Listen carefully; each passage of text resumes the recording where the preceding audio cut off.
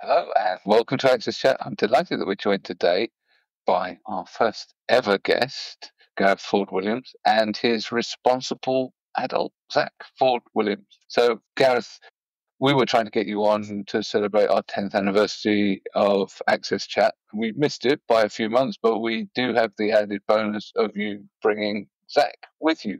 And why is Zach important? Well, it's important for many reasons, but also Zach is one of the reasons why you're motivators for your work. But also, I've heard many apocryphal tales about Zach when you're talking about some of the things that you were doing in accessibility. So maybe you could tell us a little bit more about the sort of backstory and so on. Yeah, I blame it all on you. I think that's simple as that. I think we can end this point. We're all friends.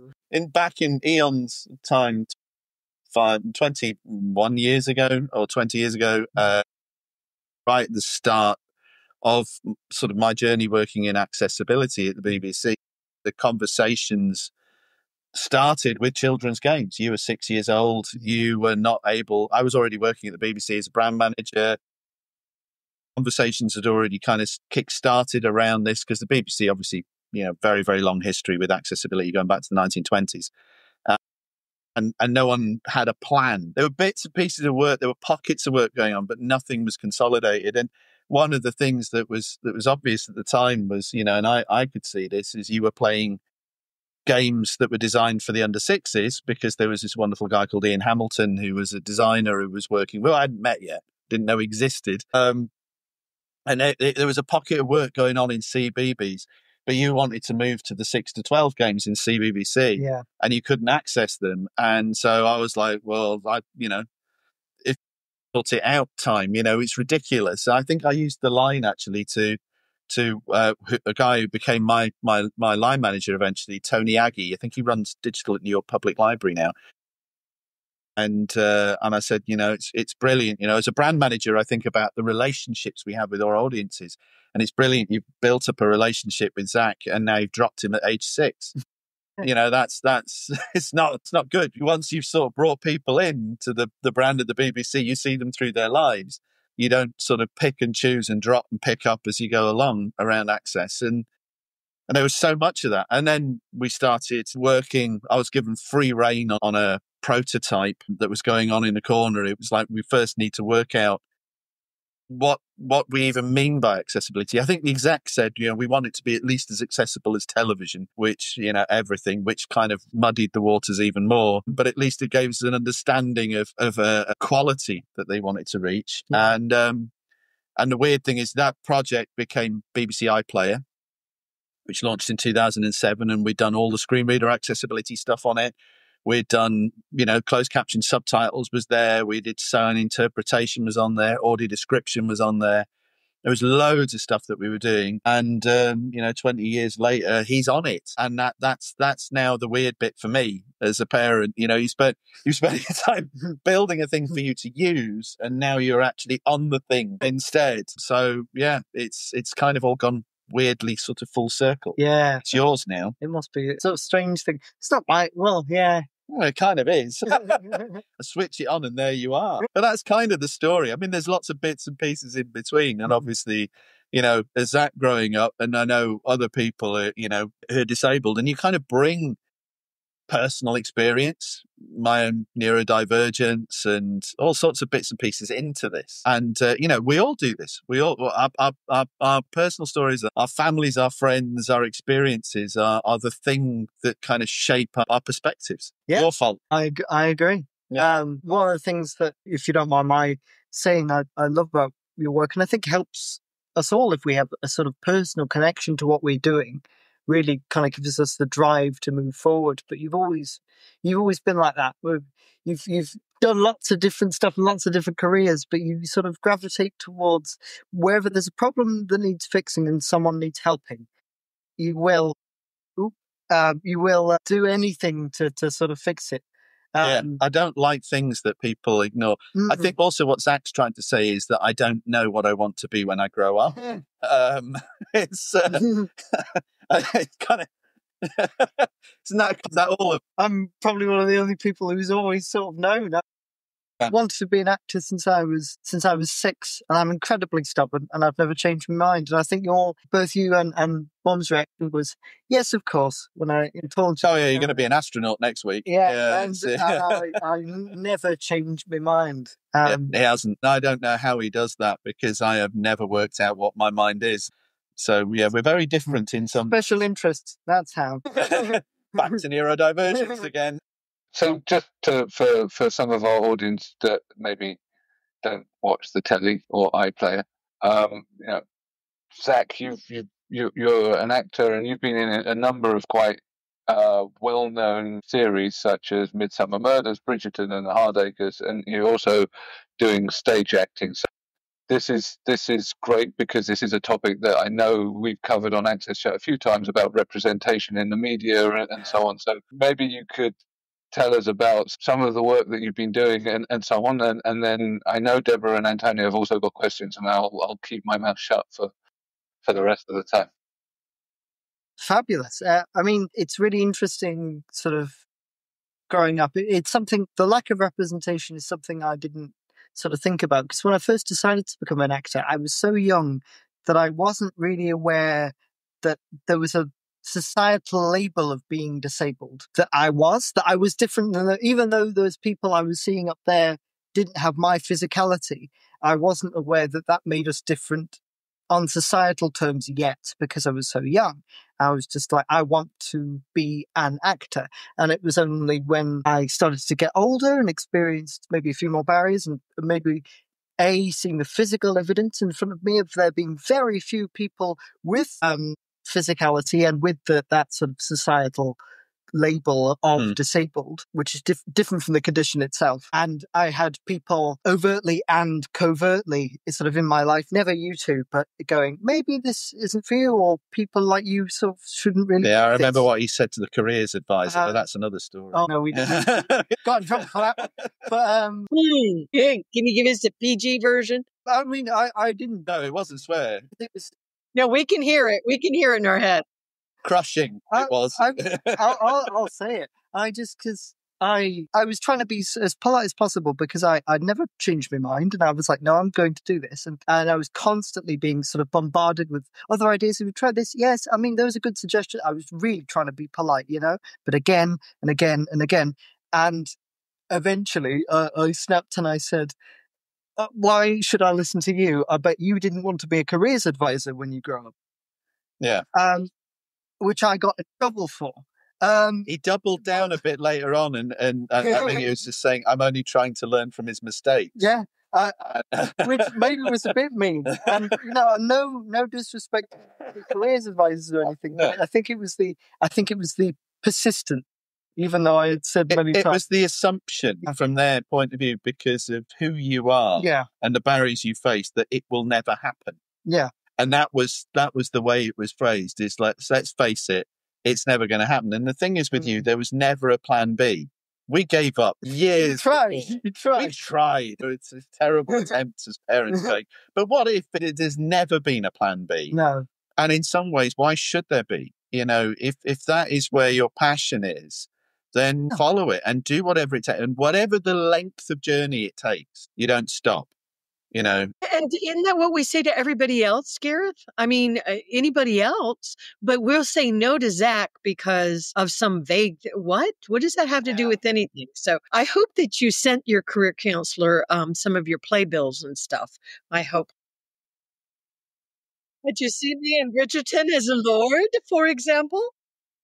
Do you remember me? Unfortunately, my lack of contact details is forbidden. We don't look back. But I do have that sometimes. Sometimes it surprises me. I think when you get that knowledge, I mean, there was the stubbornness, but also when you're told something from a very young age, no matter how stubborn you are, it does infiltrate your life and your perception of yourself. And this is why sort of representation is important and whatever, because no matter what barriers you put up, those meanings start to be absorbed. And I had, growing up, started to believe them and was like, well, I'm going to try anyway. And I'm going to spend my entire life never getting a job, but I'm going to do it anyway. out of A, because it's what I want to do, and B, because I'm stubborn and I don't want to prove them right.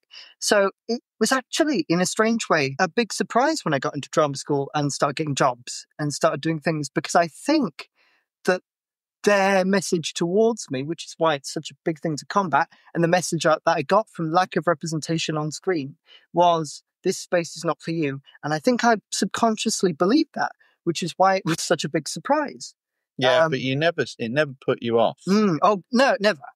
I mean, he once announced, I think you were about 12 or 13, and he announced to us, it might have been just to me, actually. I don't think you would have said this to your mother, but he announced to me that you're going to do stage acting, but you're never going to make any money. But so just be prepared that I'm going to have to pay for everything, And that was your plan. Well, he had a plan. Which is fine. We just carry on. It's all right. You just pick up the bill and we'll be okay. Yeah. Well done. It wasn't ask. It was just, don't worry. This is just the plan. Yeah. This is okay. And I remember thinking, I didn't sign up to that. We'll do. And now he's going to support you. Yeah, hey, absolutely. Zach, I know that I, like many, many, many millions and millions of others, I'm a huge fan of Bridgerton. And I know you were in the third season, and I know that Antonio has a question, so I'm only going to make this comment real quick. But one thing that I loved about that particular season was how they were really focusing on the woman that was considered a wallflower. Nobody wanted her. Nobody wanted her. She's too this, she's too that, she's too old, she's too big. I love that you played on that particular one, because I've watched all of them. Queen Hamlet. I mean, I'm a ridiculous fan of Bridgerton, but one reason why I am is because they are bringing everybody together in a way that we never, ever seen before. And so I was just wondering, I know once again, I need to turn the mic over to Antonio for his comment, but I was just wondering if you wanted to, that must make you feel proud on top of everything else, because they've done such a good job. I mean, it does. I remember being sort of quite emotional. I'm very happy with what they did, and that they sort of went in that direction, and particularly with period drama. Against the history, people are often represented, particularly physically, with much more conventional bodies, even though historically they would be far wonkier, which is always one of the most absurd things about period dramas. So it was a big statement because of the sort of historic healthcare and hygiene and war and everything. Disability was far more common. It would be far more authentic. Yeah. So to do that, it made it more interesting. I think having different people with different bodies and different backgrounds is always a more interesting choice. You were telling me about period dances. Yes. Dances, yeah. So and this is a really nice story about drama school, actually, and shows how the fact that period dramas never have anyone like me had really gotten into my head, in that we did period dance at drama school. It was very classical theatre training, darling. And part of that was doing period dance, and there was a lot of physical work and a lot of work on posture. And I remember the first day I got really upset because I felt like I just couldn't do this. This wasn't in my... And I got quite upset to the movement teacher, Jackie Snow, who was wonderful and became a great friend and still is. And I said, I don't know if, this stuff is for me or made for me. And she looked at me and she went, all of these are actual historical dances. Think about healthcare. Think about, come back from war. Think about how much wonkier people's bodies would be. People just, in history, just made do. This actually, you being here and doing this, makes this environment more authentic. And I'd never considered that. And she was telling you as well about the way, you're basically lining up, you're walking up to each other, having a little bow, tottering around this way. But the thing is, they're really simple moves because there would have been far more disability and impairment within the group. So actually the dances are really quite inclusive, and they're a set thing. Everyone knew where they were. There's no free form or space around this. And so those dances are that for a particular reason, was to be more inclusive. Yeah, I agree. That's so cool. I know Antonio has a question. Antonio, you want to come in? I want to reflect a little bit on the story of our guests here on Access Chat. And we end up realizing that many people who work in our industry, many people who are passionate about accessibility, have a story, a family story. They didn't start by studying accessibility or going directly into that. They have a story that motivated them to work, to develop, and trying to find solutions. Why do you feel, Gareth, you met so many people working in this field. You also know personally many of our colleagues and experts. Why do you feel this the case? I think it sort of taps into something that's quite fundamental in so many people. We just want to fix things. There's so many of us see things, and you just go. I mean, we've done a project. Well, I've done a project quite recently, and he's been mentoring me. Is about the best way I can describe it. But I'm a worm tongue. He feeds into stuff because it's a space that I don't know, and I often spend an enormous amount of time talking to people that know spaces. But I see a gap, I see a problem. And, this is the thing with disability. Disability doesn't happen until we design things that don't work for people. That is the point when disability happens. You can have it as an identity, but not everyone who's disabled identifies as disabled, but that's cool. Either way, it's a cultural thing. And it's quite a modern cultural thing. It's kind of mid-20th century. You go back into the era, disability didn't exist as an idea. Yeah. People just had characteristics of having an arm missing or whatever. That was just then. But it wasn't an identity as such. But I think it's one of those things where you see a gap, you see something and think, someone's going to do something about this. And then nobody does. And it's like, well, if you're not going to do it, I'm going to have a go, because at least that will get the conversation going. And you find other people that are looking at the same gaps, like, when I met, the wonderful Ian Hamilton, and the pair of us then get together. And after a year or so working with a few other people that were working in games and whatever, we start writing. We finished off the first games accessibility guidelines from a publisher, which then went on to become, the foundation for Ian's work and Tara's and everyone's, for gamesaccessibilityguidelines.com. But it was one of those things, we just saw the gap, and it's like, well, why not fill it? We've been doing some stuff recently about casting and portrayal. Yeah, because it just wasn't there. And then I think because we kind of live such comfortable lives in the country where we are, and it seems like everything broadly is accounted for, we forget that there are gaps. And when we see a gap, we think that must be already accounted for. That must be someone's got this. Is it not? Yeah. And we realized sort of, that one was an interesting one, because there's these wonderful things like TAP, TV Access Project, which has been going on for quite a while now, and Creative Diversity Network, and all these people. And you start looking at these, and I spotted this problem in about 2019, where everything that everyone was discussing was from a very HR point of view. And everyone was thinking about access to spaces and employment and, getting people through interviews and into sets and all the rest of it, which is amazing. There's all these access coordinators that started out, and I just forgotten her name. I spoke a couple of days ago to the first ever access coordinator, and her name's gone right out of my head. And it's going to come back, Sarah something or other. But she was the first ever access coordinator for on set. And she now actually manages loads of access coordinators. She's like an agent for them. And it's one of those, they all focused on that, but no one actually focused on the creativity bit of it. It's like, where is the guidance? Not like guidelines. I don't think there could be anything that draconian in art. There should never be.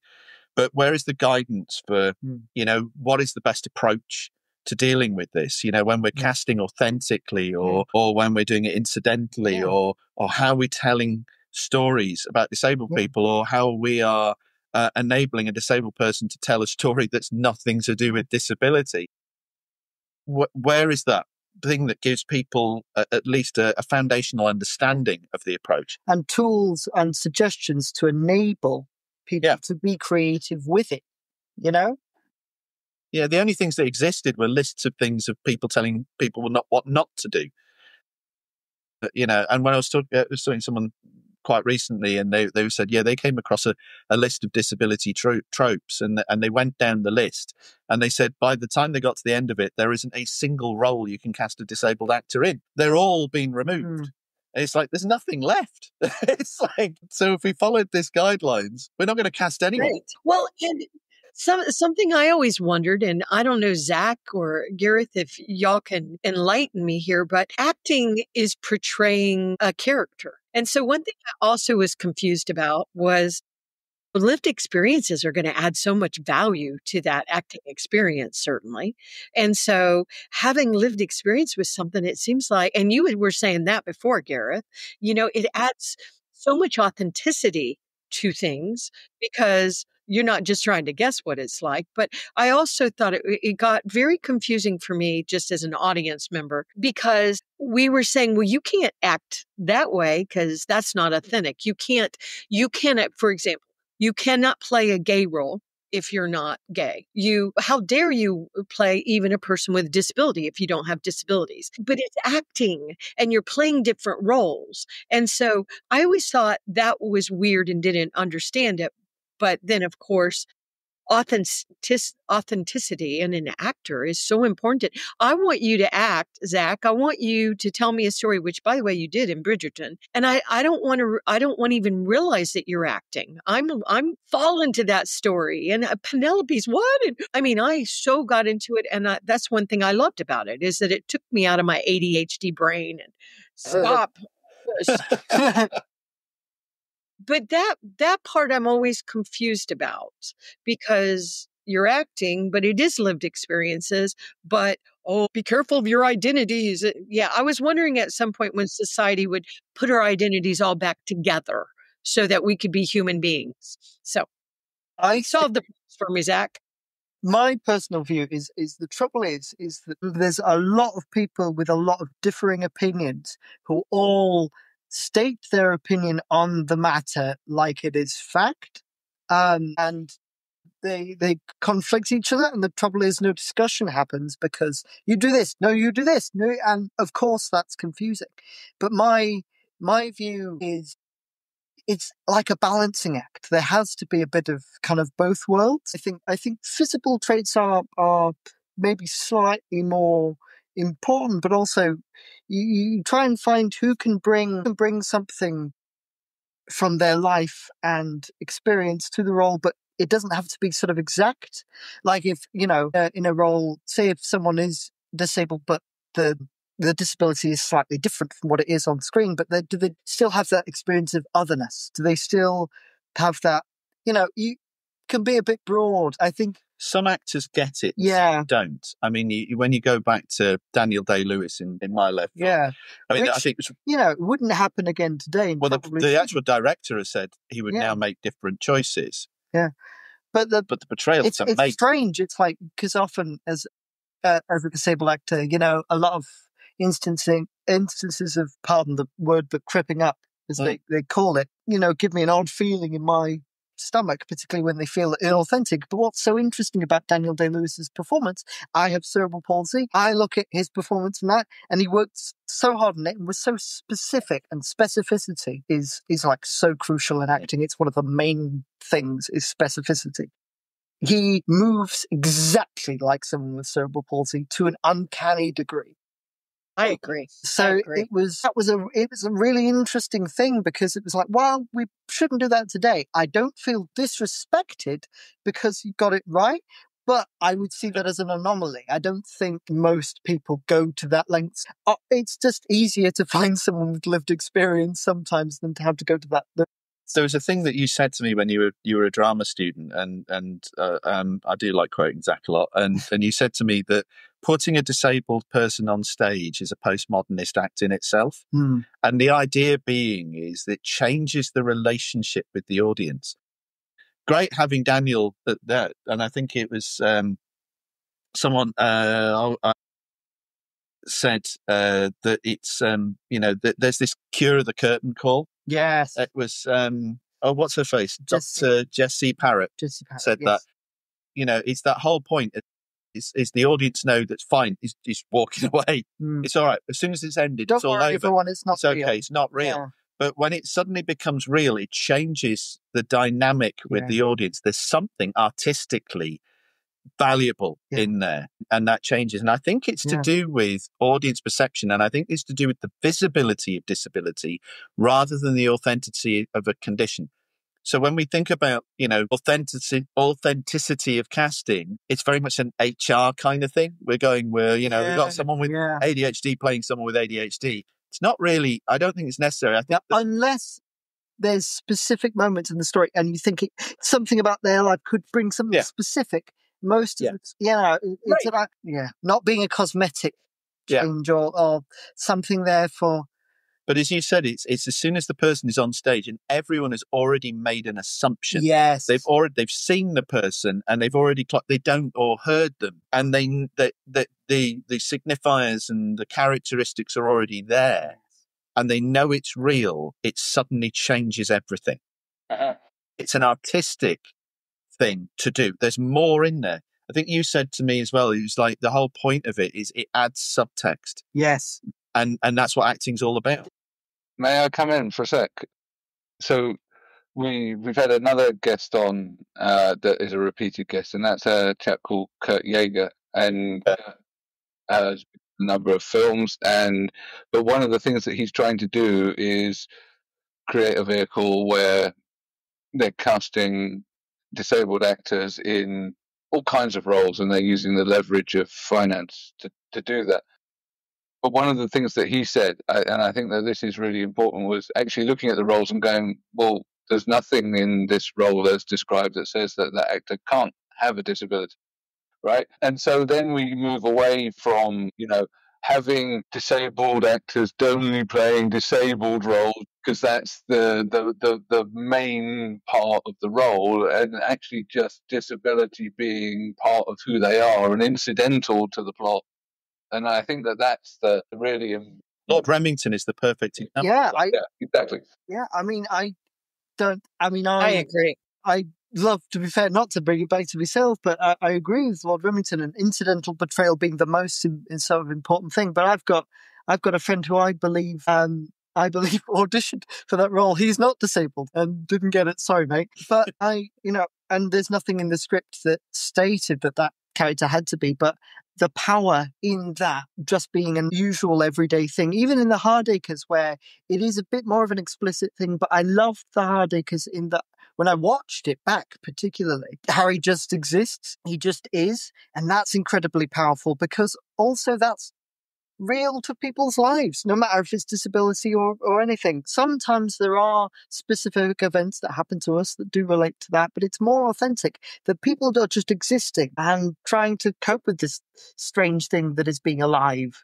Yeah. And there's a lot to be said in the parallel with colourblind casting, if you come across that, where you're just casting, regardless of ethnicity. You're just bringing in an actor that can act, who can bring something into the role and something of themselves to the role. And again, you're dealing with people's preconceived ideas and preconceptions and attitudes, changes that dynamic. And I think disability and ethnicity in that way on screen are incredibly closely aligned conceptually. I would agree. From a conceptual standpoint, in that overcoming that mental barrier, I think the mental barrier is a similar one in the eyes of people creating these programs. Yeah. This has been a fantastic conversation. I know we could go on for hours, as we have done before. So it remains for me to thank Amazon and MyClearText for keeping us on air and keeping us captioned and accessible. Gareth, it's always a pleasure. Zach, it's lovely. Great to get to meet you. And I look forward to us continuing this conversation online. Thank you so much. Absolutely. Brilliant. Thank you.